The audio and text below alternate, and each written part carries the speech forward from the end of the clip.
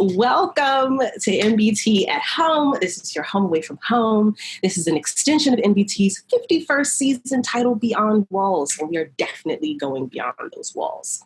I'm your host, ChelseaDee, and today I have some amazing guests with me who I'm really excited to talk to about the historical figure we're going to be focusing on, and then just bigger themes of artists in relationship to communities. I find I'm really trying to process as a theater maker, as a person working in community with people through the arts, what is my job right now? You know, like what am I, how can I be on task? How can I be on purpose? And taking this quarantine moment to figure out, well, what is the next step? And today's conversation is about finding seeds in history so that we can take that next step with some confidence, or at least just some clarity about what's going on, context. So that's us for the next, hour also. So I want to introduce who I'm on the line with. We've got Keith Josef Adkins, playwright, screenwriter.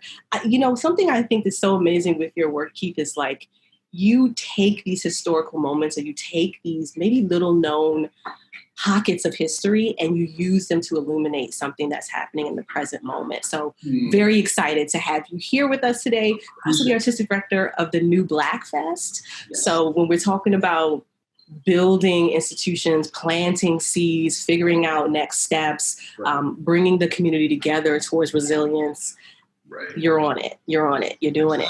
That's right. So that's Keith Josef Adkins, y'all.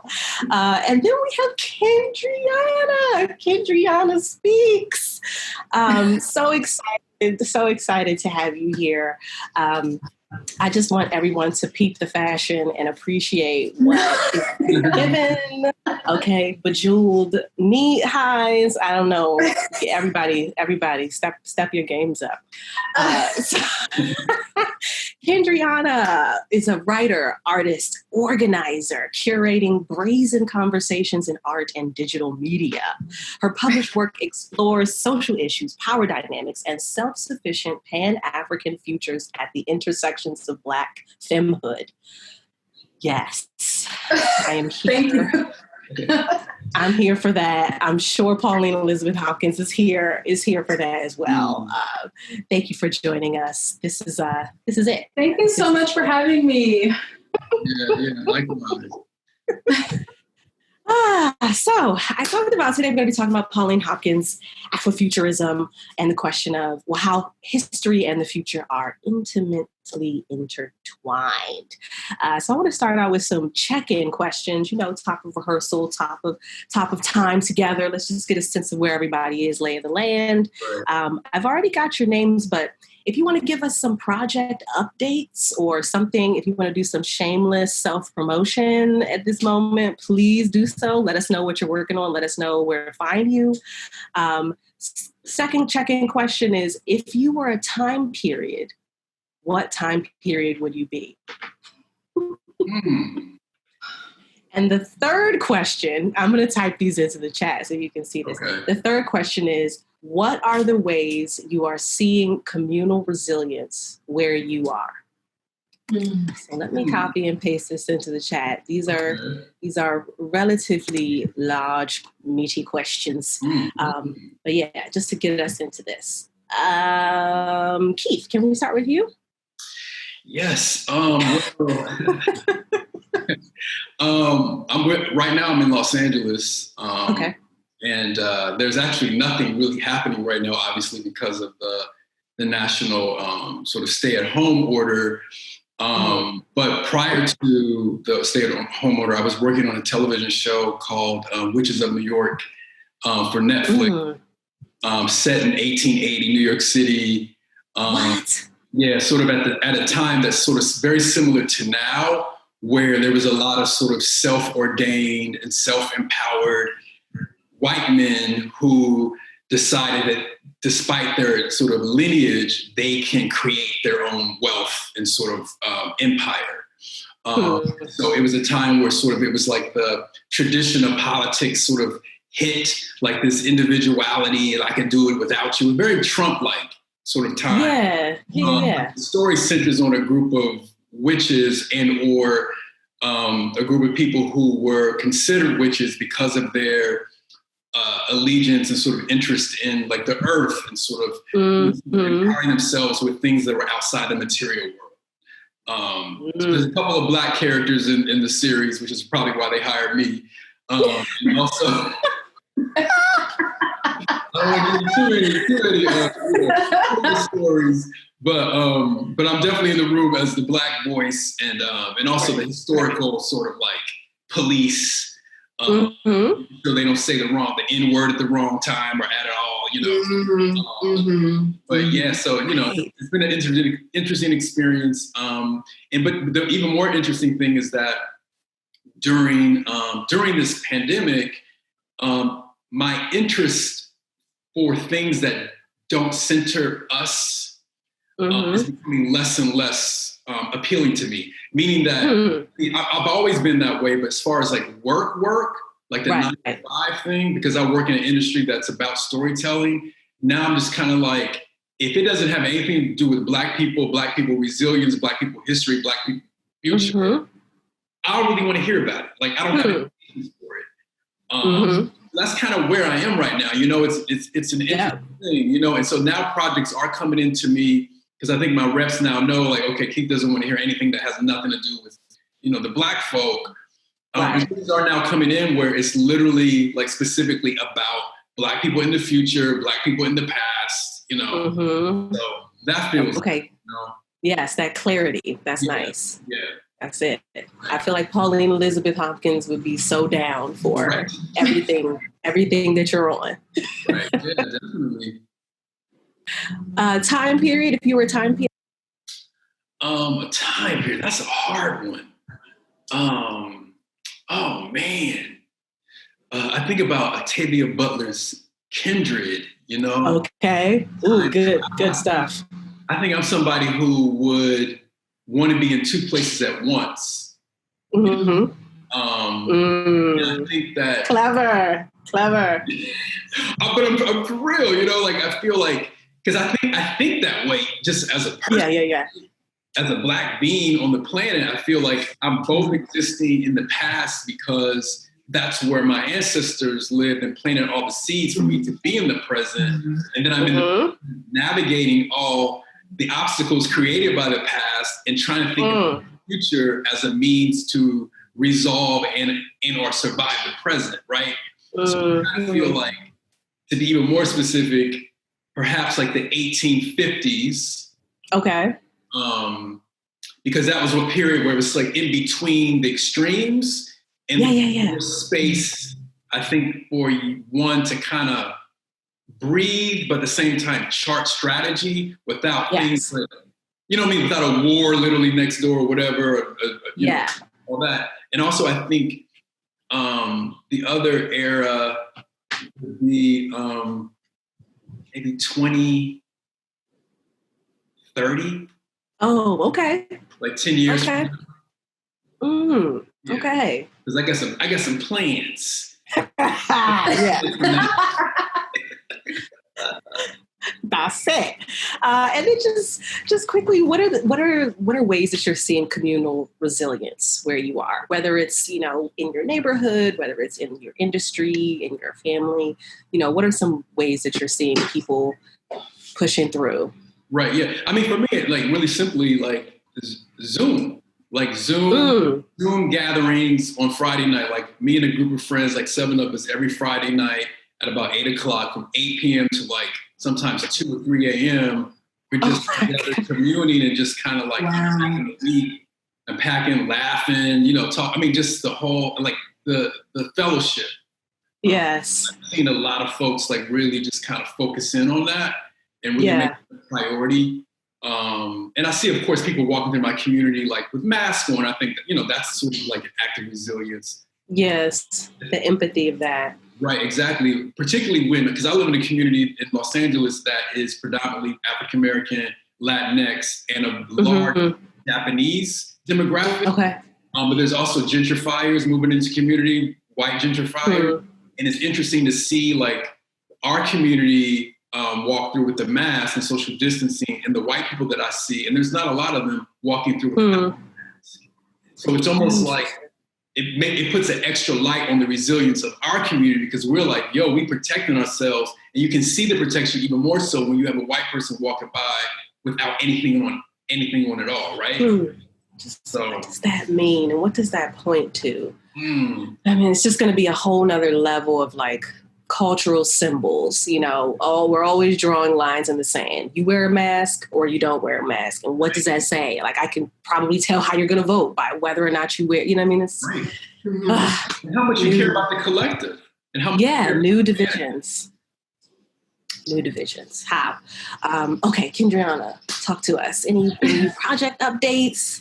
Anything you want to let people know about that you're doing?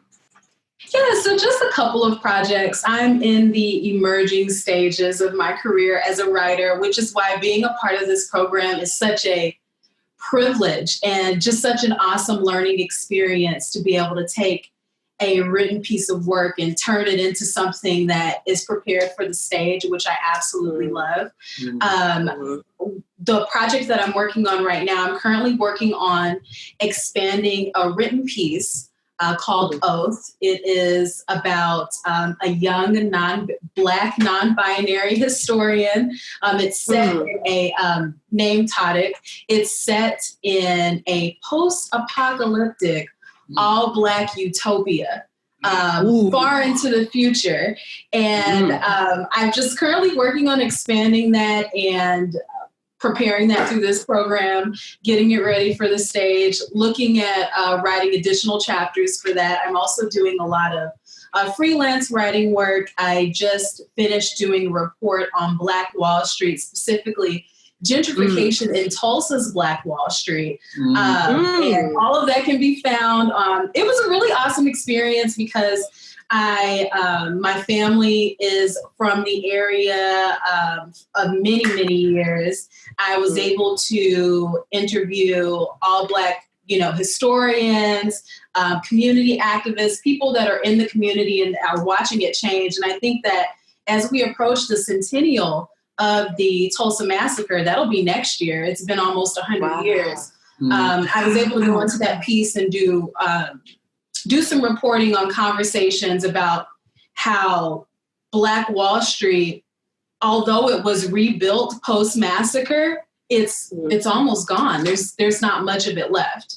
So that was a really awesome project. And also, I do a lot of online media work in the media space. My name is Kendriana Washington, but I do run the multi-platform project Kendriana Speaks, where I'm active on social media. I have a newsletter, I have my website, and I just lead a lot of conversations about Afrofuturism, social action and justice. And right now, a lot of that work is centered on Black independence, Black empowerment, and also empowerment from the perspective of disengaging from oppressive structures that may have been normalized, culturally normalized. So I'm doing a lot of that. It's been interesting, especially in this time, to have a lot of those conversations. But I think that it's really important.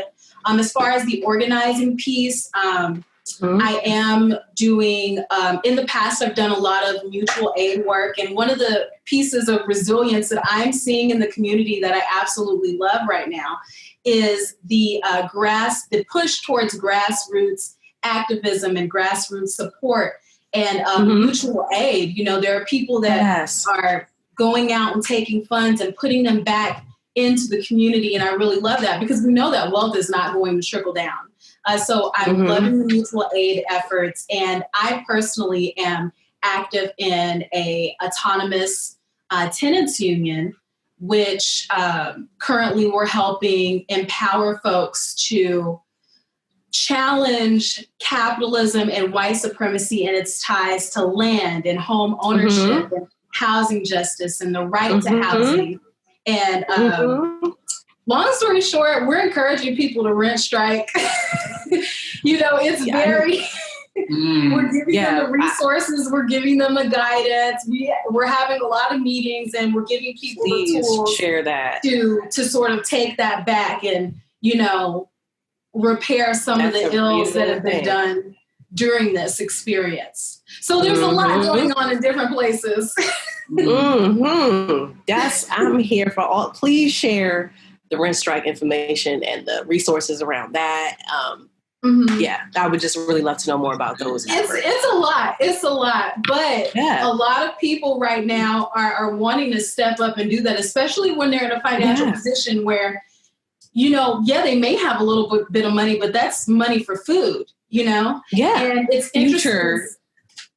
Yes. It's interesting to see that shift of, instead of earning housing, instead of earning community, instead of earning relationships, instead of earning food, it's, wait, no, housing is my right. Food is my right. These things are my right. I'm caught in this system of working for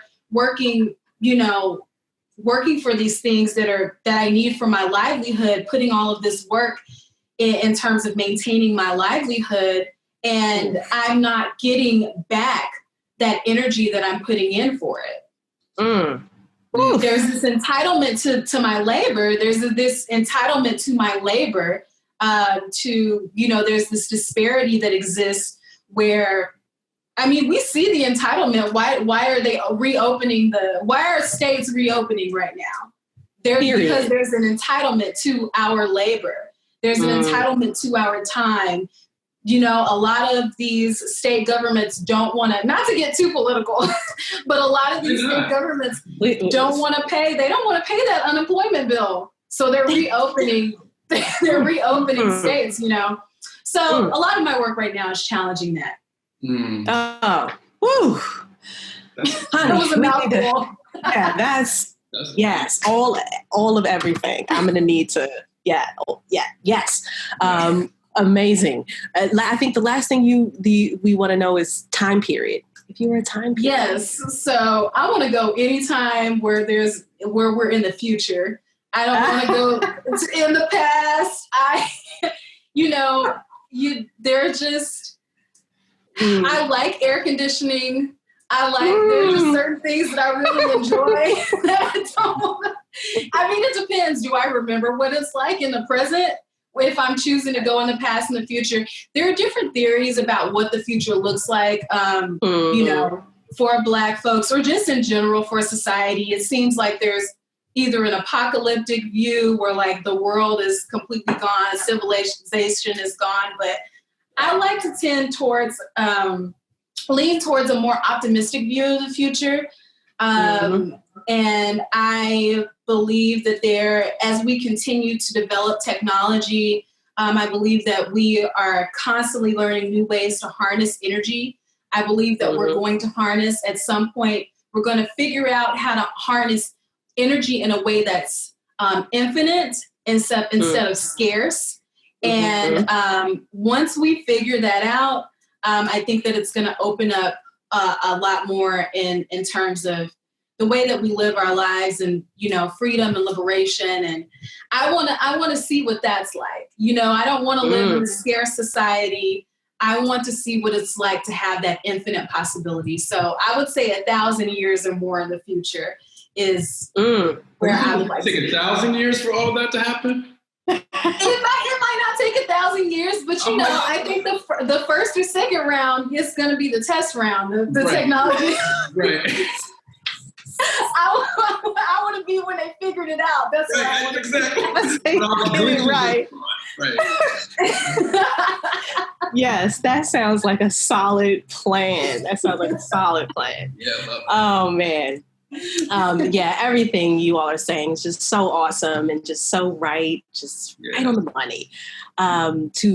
It's right on the money to what I think I know myself I'm personally dealing with, what I feel like community is dealing with, what I feel like Black artists are dealing with. So yes. Okay, let's jump into Pauline Elizabeth Hopkins. OG. OG. She's just such an OG in terms of what she was doing, when she was doing it. I mean, she published her first musical because she wrote a lot of different things, plays, essays, musicals, speeches. I mean, she was just really prolific in her writings. And she published her first play in 1880. And she published her first kind of like short novel called Talmud Gordon, I believe. I might be mispronouncing that. Let me see. Let's see, Talmud Gordon, which is considered to be the first African-American mystery story. And she was really well known for the fact that she was taking the genre of romance and involving women's voices and really publishing women writers through a magazine where she would publish women writers every month. And she would have Black women on the cover of these magazines. It was called the Colored American magazine. And so she would publish short stories, essays from Black women all around the country. And she was doing this at a time of great social change and upheaval during Reconstruction and a little bit post-Reconstruction. So when we think about these mutual aid societies, when we think about women and communities banding together, she was really a part of this moment where Black women were organizing. They were coming together and figuring out, how do we band together resources, money, land? I mean, what do we need to bring together so that people can have something, and providing something for the community by creating it within the community. So Pauline Elizabeth Hopkins is somebody who I'd never heard of. I didn't know that we were contributing to the literary canon in the 1800s. You know what I mean? Like, that is something that blows my mind. And the fact that she was creating a platform for Black women writers to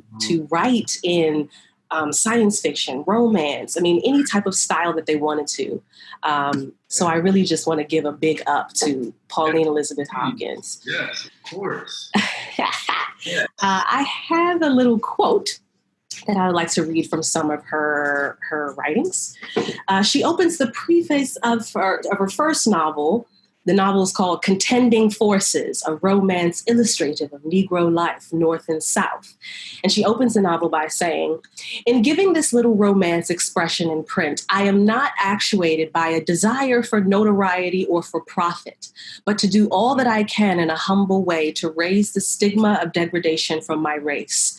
No one will do this for us. We must ourselves develop the men and women who will faithfully portray the inmost thoughts and feelings of the Negro with all the fire and romance which lie dormant in our history." And that's what she writes, like in the first, I mean, when you crack the cover of the book open, you can just feel this passion that she's coming from a place of like urgency. You know, we are coming up from slavery. We are coming into, like you were saying, Keith, a place of logistics and strategy and a moment to breathe, but also a place to really be thinking about what do we have to do institutionally to create the steps to sustain ourselves into the future. And so, yes, I just wanted to share a little bit about Pauline Elizabeth Hopkins. Yeah, what did you say, Keith? That's amazing. I mean, it just makes me think about her being a part of the canon and introducing mystery angle to the canon, you know. But it also makes me think about what you just read about her interest in pulling the stigma away from off of our race, and also like just making sure that the voices that we're hearing from are people who are really invested in our heart and our psyche and our like a whole three-dimensional, human experience. But it also makes me think about even, 100, 200 years prior to her, there's always been a presence of resilience and insurgency within our community, right? Like always that has been present since they stepped off the boats and saw where they were. There was already, sort of like, let's get together and figure out how the hell to get the hell out of this place, or burn it down, or kill the man who was keeping us captive, whatever. And then you have, like, even thinking about Tulsa, like you have this sort of consistent rug pulling from any efforts that we've made, Right. We try to sort of gather and sort of revolt, rug is pulled, they jump up ahead. are they sort of, and put those on stakes so we can be reminded if you decide to be insurgent, this is what's going to happen to you. So you carry that in our DNA up into a time that now, you know, this writer is alive and writing. Like, it's just, of course it's going to be fire and conviction because she is a continuation and actually at a place where, like you said, like a place where you can actually have the moment to kind of breathe and kind of strategize because it's already the fire clearly is already behind her and below her, you know? It's just, it's just, I mean, anyway, that's what I was thinking about as you were reading that passage. Yeah, it's not a theoretical urgency at all. It's like, it's not a mental, imaginative exercise for the sake of creating something beautiful. It's like, this is a tool for something. Exactly. It has to happen. But yeah, but even thinking about, you know, Kendriana, when she's talking about the future 1,000 years from now, it's like in my sort of understanding and research and just sort of psychic understanding of things, we have always propelled ourselves to the future. Because the present for us in this country in particular has been PTSD, right? It's been just so bleak. Right? And so we've always found a way to propel ourselves into the future, whether or not it's the next day or 100 years from now or 2,000 years from now, right? It's been done through the church. You know, it's like even when you had those people in church who so-called was getting the Holy Ghost, like that Holy Ghost was prompting and propelling them into a space where there was no trauma. Right. For 5 seconds. Right. Which is not taking, which actually, that's why I was saying earlier about going backwards and forwards at the same time, because I think for some people, like, in order to sort of survive the moment of trauma within the Black experience, going back to a place of peace or back to a place where it was easy and peaceful was probably just as equally important as going to the present, going to the future where you sort of can reimagine and sort of create your peace. You know what I mean? I think that's in the Black experience consistently. I think some people in our communities go backwards for peace and sometimes imagine a world where it was peaceful. Imagine Africa or whatever that is. Or some of us go, and I think there's another portion of our community that goes forward. Like, you know, Kendriana is talking about going forward and building a world that is without bleakness, that is completely perfectly designed. You know what I mean? Like, it's gender free, it's sex free, it's, you know what I mean? It's patriarchally free. Like, right. Yeah. But yeah, so it's just. And the idea of, utopia is not like just this. We needed to have that idea of utopia, and because it is a radical imagination of the future. Right. Right. I think that is. I think that what you just said about, you know, imagining the future, and also to echo what Keith said about, you know, living in this world without gender and all of these things, I think that ties back into the statement that she made. She made a very declarative statement about capitalism in that introduction to say, listen, we're not doing this for money, especially in a time when there was that beginning of, okay, if we prove ourselves, if we can acquire land, if we can acquire, you know, if we can build our own communities, that'll create a greater safety for us and perhaps even a respect between ourselves and our white counterparts. And they'll see the humanity in us. They'll see the worth in our humanity. And she was saying, listen, I know about this money thing. I see how this capitalism works. We're not doing this for money. You can pay me or not, but I'm going to be here. I'm going to be taking up space. I'm going to be telling these stories. And I absolutely love that she made that statement in there, especially shortly after enslavement, where it was all about taking humans and commodifying Black humanity for profit.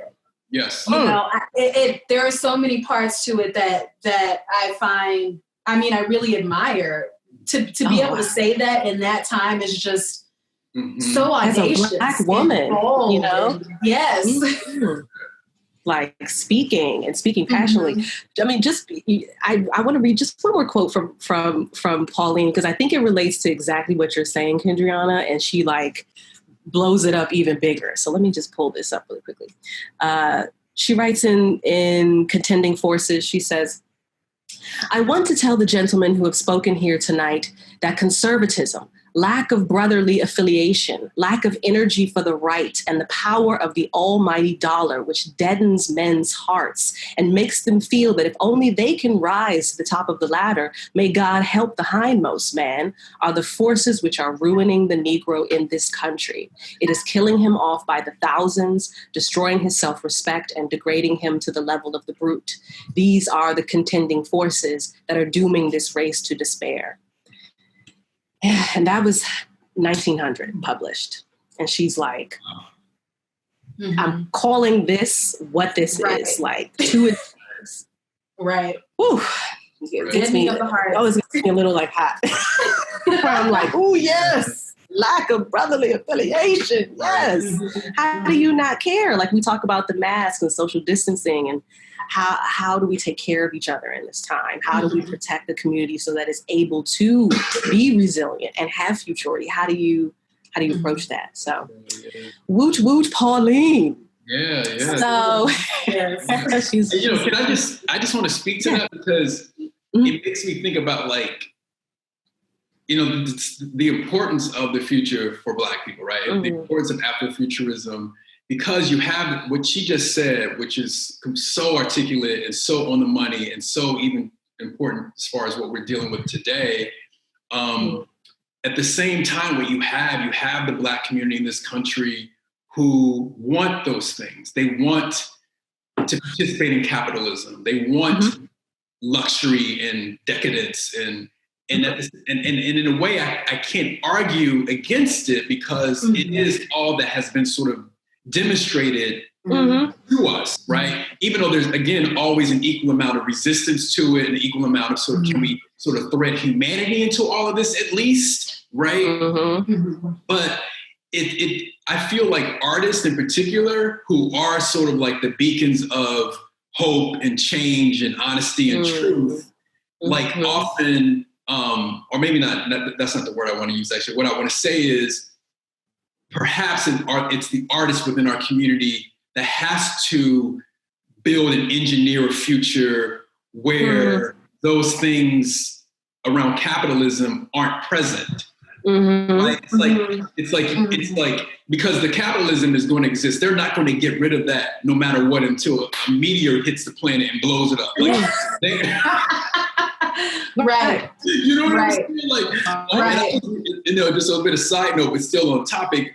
Several years ago, I was reading, it was a NASA website, and they were talking about building subterranean colonies on, I think it was Mars, right? Mars. Jeff Bezos. What'd you say? I'm so sorry. Yeah, Jeff Bezos has been working on that. He's already got his plan for colonizing the universe, you know? Right, exactly, right, yeah. And so NASA was literally talking about, like, subterranean colonies. Like, they were like, how is Mars useful? Like, this is maybe a decade ago, right? But NASA, right? And so it just made me think about when they're thinking about the future, they're thinking about pulling their capitalism perhaps off the planet if the planet doesn't survive for whatever reason. That taking capitalism through this cosmos to another planet and putting it underground. Right. And so will we be a part of that, trans-solar, express? Probably not. Unless we are on board with that ideology, with that capitalistic ideology. So on the other hand, it's artists like us, thinkers like us, who have to craft and engineer a future that looks, which is what Kendriana is talking about, like looks like a place we all can exist without capitalism knocking on our backs, without people competing. It's about human living. We do have some examples of that, right? We have examples in this country where Black people have left urban environments, like back in the 1980s in Bed-Stuy, during the, the crack and AIDS epidemic, there were Black people in those communities who were actually leaving and creating communes where they could sort of like have like a utopian experience outside of like the trauma of living in Bed-Stuy. I think there was one in Georgia. I can't think of the name of it, but it was considered or branded as like an astro ufological sort of agrarian kind of thing, right? So yeah. That was in the 80s, right? So the need and the sort of like the desire and the impulse for some other reality, you know what I mean? It's always in existence. Yeah. I think it's us that who have to engineer. We don't need the UFO part of it if we don't want it. But I'm saying, like, it's up to us, right? It's up to us. I don't know. Just so many good things. So I'm looking at the time here. Time flies. Is it flying? Oh, wow. It's giving me lots of flight right now. I want to pivot to think about Black futures, to think about contemporary Black moments. We've looked at Pauline Elizabeth Hopkins, and now I want to look to y'all too and think about how you are bringing us forward and into the future. I mean, no, not a big task, very, very, very simple, light work. But I think you all are part of the legacy of what Pauline was bringing to the fore in that time period. And so, Kendriana, do you want to start us off with a reading of some of your work? Sure. I have a little bit of it here. This is from the piece that I was talking about earlier called Oath. I'll just read a little bit of it. And you can access more information about it on my website, Kendriana.com, or you can go to KendrianaSpeaks.com. I'm Kendriana Speaks on every platform. So I'll just start. I pulled a piece that'll talk about a little bit about what we've been discussing and give you an idea of the setting within the piece. The library is also where our representative councils meet and examine each story in detail. We cannot become captive to the ideologies of the past, they say.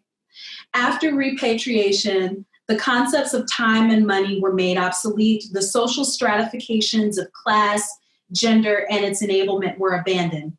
We have no desire for power because we are unfamiliar with the sensation of scarcity. My appetite is nourished, my mind at peace, and my heart is content. This state of being was unknown in the early 21st century for someone like me. The library's archives divulge stories of structural deprecation and despotism with no functional means of escape. When I witness the details of what Earth was like at that time, I feel a great sense of mourning. In their stories, I've seen fear, but I've never known it. My personhood is my right in my home, sustenance, even the silk wrapped around my hair and the sliver of nail beyond my fingertips is safe. They come from myself and other members of our community. Before repatriation, our elders became restless with the unending rings of fruitless long suffering and reunited as the indigenous to this land. They ejected all foreign interests, colonizing powers, and destabilizing ideologies that were fundamentally dishonoring our collective well-being. My great-grand-elder led the revolution in their province. Their name was Oba. I hear the kettle whistle from the kitchen. I'm making tea. There are some things I prefer to do the antiquated way. I love the sensible pleasure of slow brewed leaves. I pick them from the garden and dry them on the veranda. They're prepared for the day I get my hair braided. It's a ritual I share with the artist, my partner and closest confidant, Orion. We both have a fondness for our solitude, but when they visit, we tend to our crowns, draw a rose bath, and drift into fantasies about the future. The future is limitless. They remind me of myself, and our moments together seem to illuminate as we watch the sun revolve in and out of the sky. We are a part of the same collective, and when enough of the members agree to commune at the tea room, we host live performances there and plan our excursions. The tea room is near the market, so when we meet, I carve out time to visit my favorite horticulturist who grows the sweetest mangoes. We've been air chatting about a trip to Atlantico. It's the only other space on this planet that's like ours. And I've learned that they've restored all of their pyramids out west. I'm awestruck by their augmented digital tours and looking forward to seeing them in person soon. The obsidian towers and floating sculptures are stunning in virtual reality. As I walk towards the kitchen, my gold cuffs clink against each other. I motion toward a wall opposite the entrance and the cupboard begins to rotate. I watch my small collection of stoneware disappear into a hidden part of the closet and I see my teacups come into view. I wave my hand for a second time, commanding the cupboard to stop its rotation, and I pull one from the middle shelf. I place it on the countertop and remove my old steel kettle from the infrared range. As I pour, the steaming water wafts up and warms my face. I'm comforted by the sound of the liquid beginning to pool as I fill the cup. I place a linen sachet into the water, and a concoction of cardamom and cinnamon permeate the dark beverage, perfuming the air. I look past the glitter of the quartz-tiled kitchen and out of the east-facing window to gaze at the sunset. Nocturnal birds, once on the brink of extinction, begin to come out of hiding and cross the airways, finding their path between hovercraft.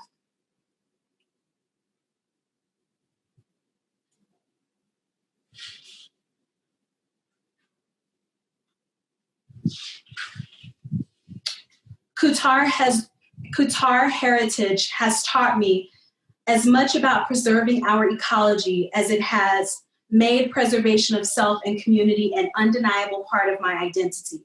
We are weakened without our unity. This is a lesson we retain while studying our ancestors' quest for liberation, and it has become the knowledge guiding our way of life.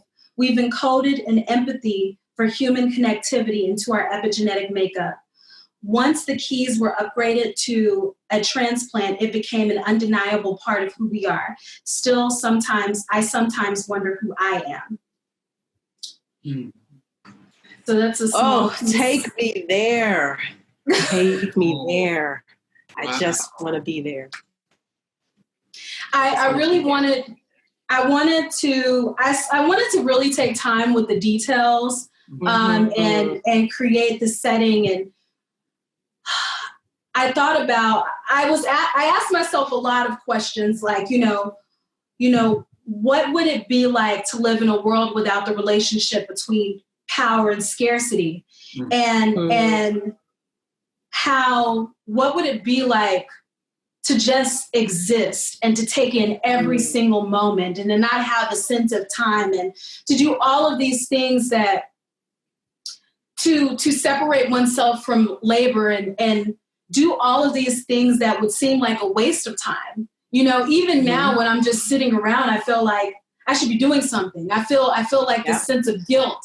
What would it be like to exist without that guilt? Right. And to just pour tea and to stare at the tea and to smell the tea and to feel it and to look around and to just gaze out of the window and all of these things that feel, and honestly, our privileges, being a Black person who exists today, just having free time as a Black person in today's society is a privilege. Yeah. It is.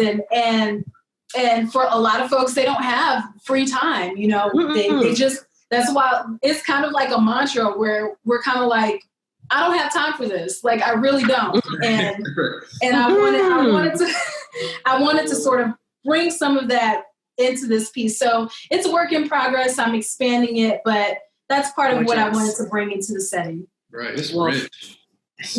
Thank you. Thank you. Keep developing, because we need that. We need that. I need to. Thank you. All those imaginative threads that you're pulling and weaving and building. I mean, encoded empathy. Hey, that's it. I immediately thought of that when Keith was talking about, trauma and inheritance, because I'm always thinking, what would it be like if our inheritance was wasn't tied to shame or, trauma? Or what if our inheritance was joy? What if it was, freedom and liberation? What would that look like? And that's something that I'm bringing to this piece. Fire flames. I'm writing this down. Hurry up and finish it. I know. I know. So we can read it. The whole thing. Thank you. No pressure. Thank you so much. I'm so, this is like, that's my favorite thing, talking to Black thinkers and makers. So we've got some questions on the Facebook live chat. And to pivot us to the live chat, I've got something of Keith's that I would like to read, or if you want to read it, you're totally welcome to. You're welcome to read it. I don't have it in front of me. Let me just pull it up. Good thing I took a screenshot of that. Let me see where it is. I thought I took a screenshot of it. Let me pull it. Okay, here it is. Let me pull it up on your Facebook page, Keith. Okay. All right. This was posted 4 hours ago. Okay, everybody, live stream. Live stream. I'm going to be doing this. I did not know. This is a fresh exclusive. It's me saying, "Hey Keith, can I read your Facebook stuff?" And I just think it. I think it just really it gets at the heart. It names something that I just would like to share. It's Wednesday, 5/6/20, and let's be clear. The impact of COVID-19 on the Black community is not an easy thing to look at or hear. The audacity of white entitlement on display at some of our state capitals is sickening. The disrespect of whites who refuse to wear masks and practice social distancing as if to say the virus isn't their problem is unconscionable. All of these things are cushioned by a history of systemic racism and a current disregard for Black bodies/lives. But when you add images and videos of Black people being attacked and murdered by police and white citizens for jogging or not wearing masks, it's unbearable. I don't have the spiritual, emotional, or psychic space to consume the overload of Black disregard. Protect your spirit, folks, while also strengthening the warrior within. Yes. So, yeah, I mean, I just feel like... Poetic. Thank you. I was just trying to... Somebody's got to say it. Thank you for that. Protect your energy, your psychic energy. Oh, I love it. It makes me think, Kendriana, what you were saying about this inheritance, right? Like, what does it look like for the inheritance to not be one of current disregard and disrespect and this kind of lack of empathy? What if the inheritance was a place of joy, was an encoded empathy, was a collective understanding and protection? If that was the priority, where would we be? I would feel like we would be infinitely progressed as a species. You know what I mean? So thank you. Thanks, Keith, Thank you. Wow. Yeah. Yeah, that was powerful. Right? Are we done talking, or can we keep talking? Or? Yeah.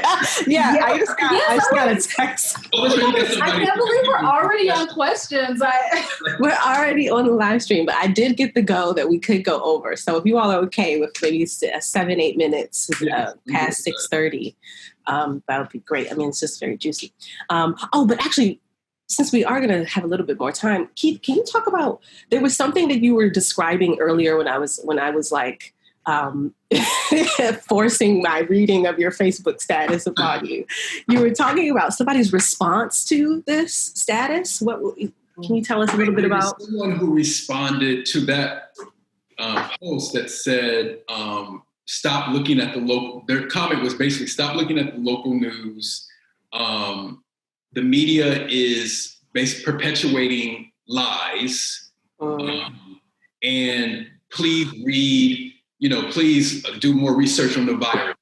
Don't believe what the media is saying about what's happening to Black people and Black people being sort of central to the impact of the COVID-19. And so two things happened. One was I responded because I was like, okay, I just can't be quiet on that because that seems for me. Right. And so I said, well, my narrative is always coming from within the community. Like I'm not using a narrative outside of, I'm giving you information, my personal, emotional, and statistical information based on my community's information. Like not I'm getting from somebody who I don't even know. Like I'm telling you what my grandparents, cousins, friends, like this is what I'm hearing from them. And then secondly, I was like, and then why is there an assumption that Black people don't read between the lines? We have always read between the lines. It's necessity. You know what I'm saying? Like we get the information. What code switching is. And we pull the part and say, okay, this is the part that's good for us. The rest of it, yes. You know what I mean? So, like, the assumption. But you know what's interesting, and I really want to sort of either write about this or talk about this more, conspiracy theories that come out of the Black community, particularly from Black men. Talk about it. It's a lot. Not to say that Black women don't join the conspiracy theory wagon train, but it seems like, in my observation, a lot of Black men sort of pull into the conspiracy theory station.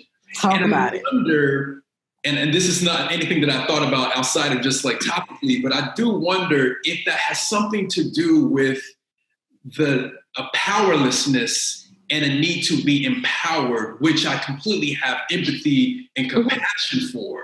But at the same time, I'm like, what?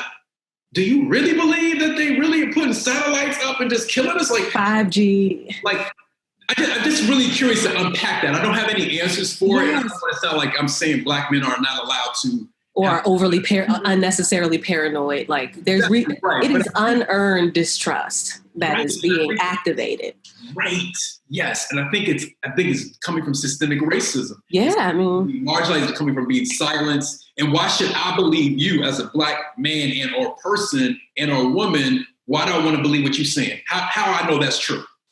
And this like specialized knowledge that we think these conspiracy, like I know the conspiracy behind the 5G towers, which means I am privy to special information making me, I do think, Keith, I think there is a line of inquiry there of like the need, it's the need.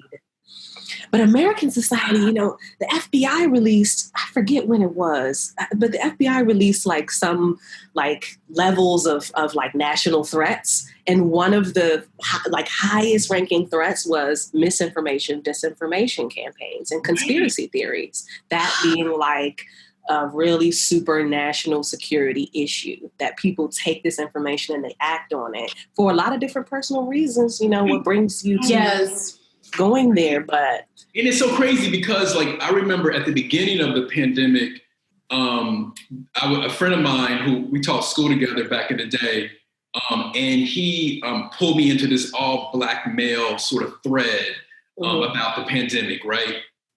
And so at first I was like, oh, okay, cool, let's just sort of chat it out. But then somebody introduced a conspiracy theory. And it was that Black people didn't get this. Oh.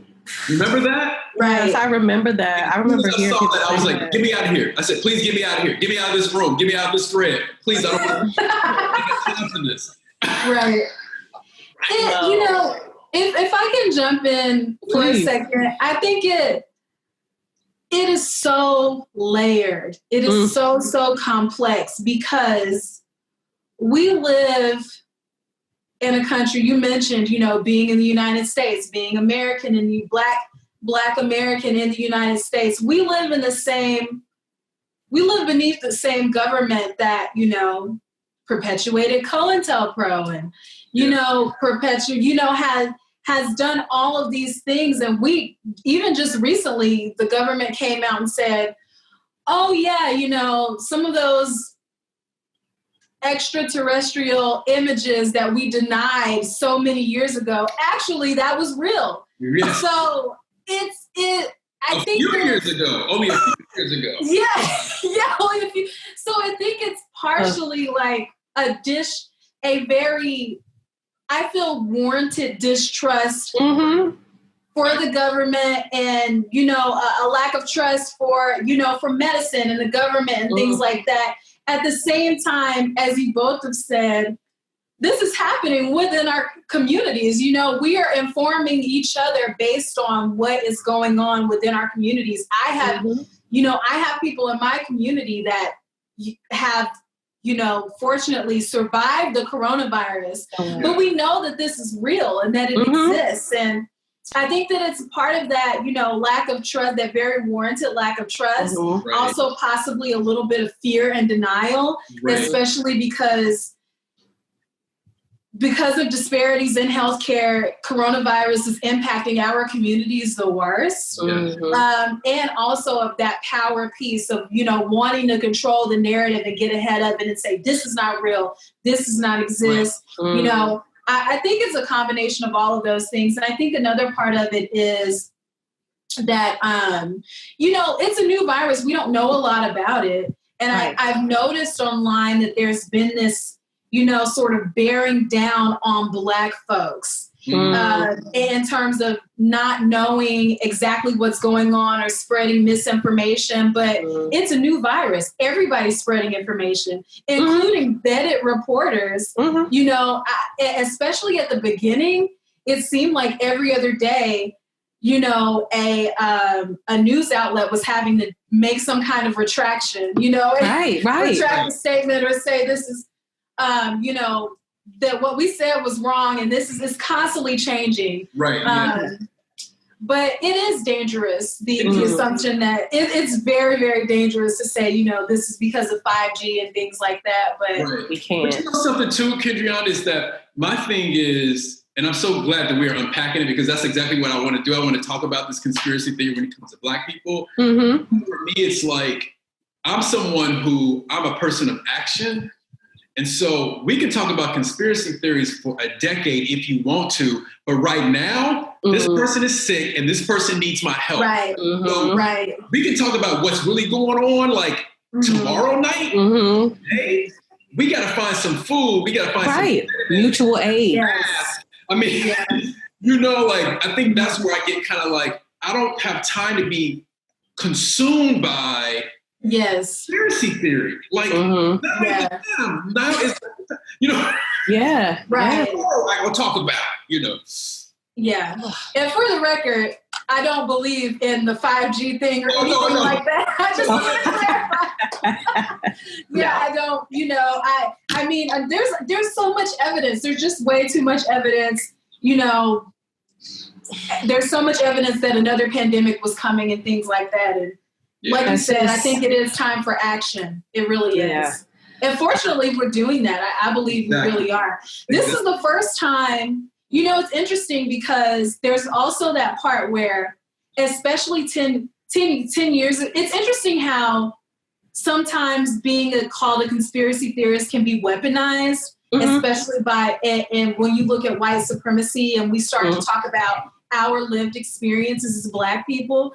There are certain things that I was talking about 10 years ago in terms of intersectionality of being, queer, Black, woman, where people would just look at me and say, like Keith was saying about that power thing, I had a lot of people who would look at me and say, that doesn't exist. You're making that up. That experience, your lived experience doesn't exist. It's a conspiracy theory. So it's just interesting to be in a place where politically people are just, I don't know what's beyond the left, but I've seen people talk about concepts and things on my timeline that I never thought that I would see in my lifetime that was socially acceptable. People are like, we're not doing Democrat anymore. We're talking about, if I could say Marxism and all of these other things. I'm seeing some stuff on my timeline where I'm like, I never thought 10 years ago, you couldn't say stuff like that, without scrutiny. And now there are 19, 17, 16-year-olds that are like, listen, we're calling each other comrades and, we're taking down the government and all this other stuff. I don't want to get too much into it, but the layers. So basically what we're saying, Keith, is write that so that we can unpack that some more, because it's something. It's a thing. Okay, so let me see these. Actually, one of the Facebook Live questions we got, I think we kind of stumbled upon answering. I'm just going to put it out there, and if y'all wanted to add anything else to it, please. But from Crucito, Crucito says, I'd love to hear everyone's thoughts about the disparities that proved lethal for many African Americans during this current pandemic, both from the points of views of health and wellness, as well as from systemic racism inherited in many medical institutions. I think we just talked a little bit about, the earned distrust that we have for institutions, tracking through. Sometimes we start that distrust in terms of medical institutions at Tuskegee, but, there had to have been many, iterations of J. Marion Sims. I was about to say, we think about Charlie Yvonne Simpson's play, and we think about, people who were experimenting on enslaved people. I mean, just for how long? How many medical advancements happened over our bodies? So we talked a little bit about that, but did anybody else want to add anything to that? Thinking about like a kind of historic pandemic moment, or just what you think about medical institutions in general? Can I say something that it's going to seem really niche, but I feel like it's been very, it really shows the disparities that exist in healthcare, and the fact that, Black people, especially Black victims of the coronavirus, are not receiving the same level of care as people of other races. Every time any new piece of research comes out, for example, they were talking about, one of the symptoms of the coronavirus is this frostbite on the fingers and the toes. And they give examples like, hey, you need to look out for this. You need to look out for, an inability to breathe, and, your skin is turning blue and all of these other things. Well, a lot of Black people don't turn blue.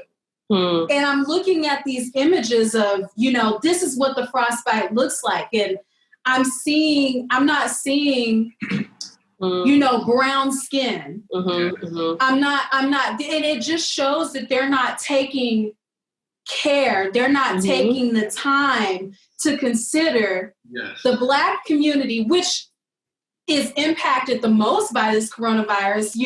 Especially in certain cities, more of us are losing our lives from it than anyone else. Why would these doctors not be taking pictures of Black people's hands and toes? Why would they not be, describing, okay, this is what it looks like when a Black person has asphyxia. The skin doesn't turn blue, but the veins, this is what you need to look for.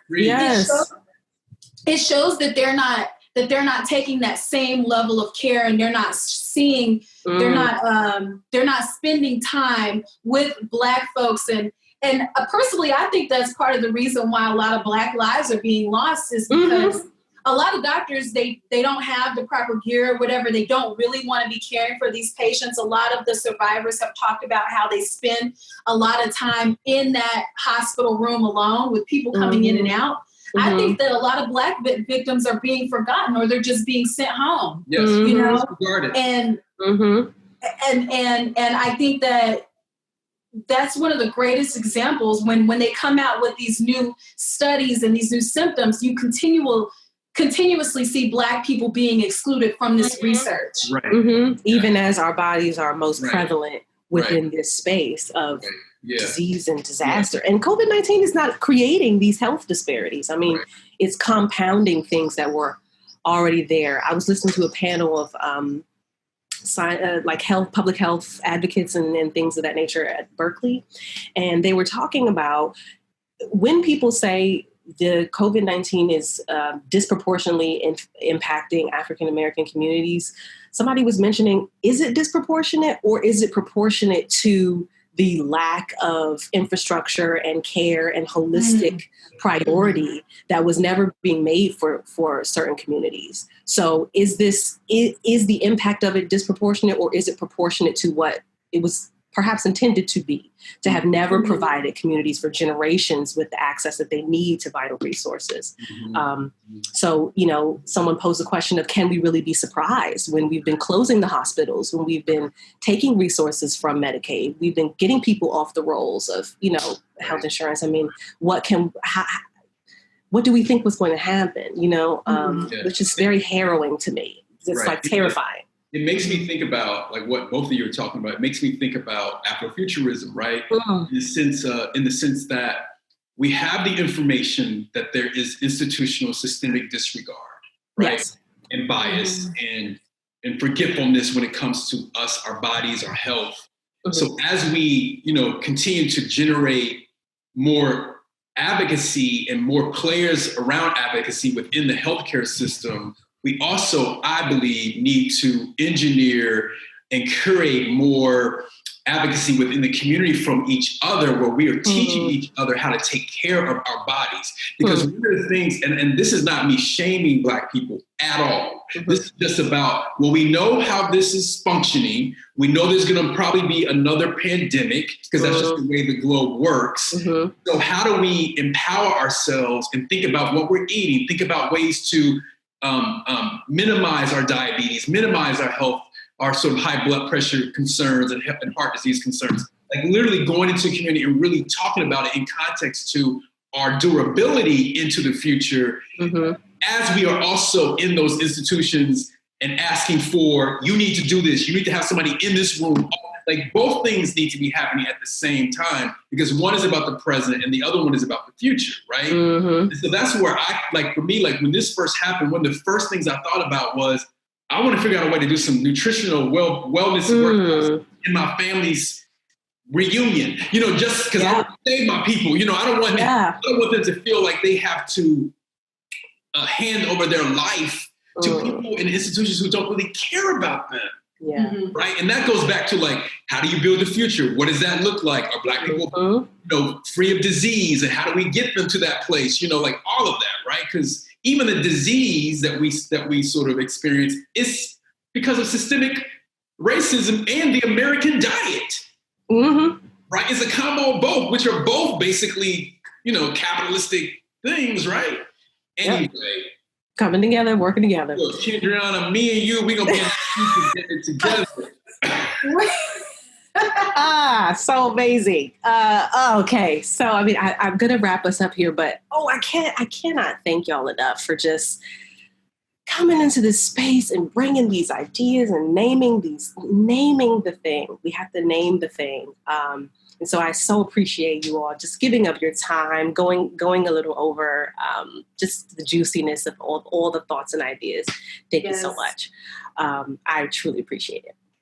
I wanted to let the good people at home know, if you are able to share this conversation series. We really do at NBT, we really do want this conversation series to be steeped in being relevant and responsive to what's happening. So if you have questions, if there's a topic, if whatever the case may be, hit us up, share on all your channels, because we're here for you. This is your home away from home.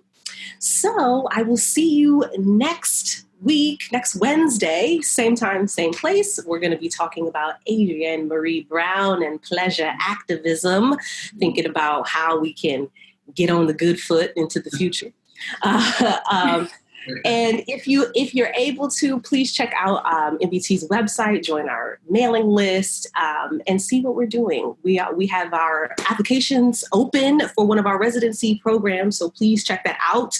Developing the next generation of Black artists and thinkers and writers and makers. So please join us. And that is all for now. We have a choice in how we rise, but we don't get to choose fear. So I will see you next week, and much love to us all. Thank you. Thank you for having me. Thank you, Kendriana. Thank you.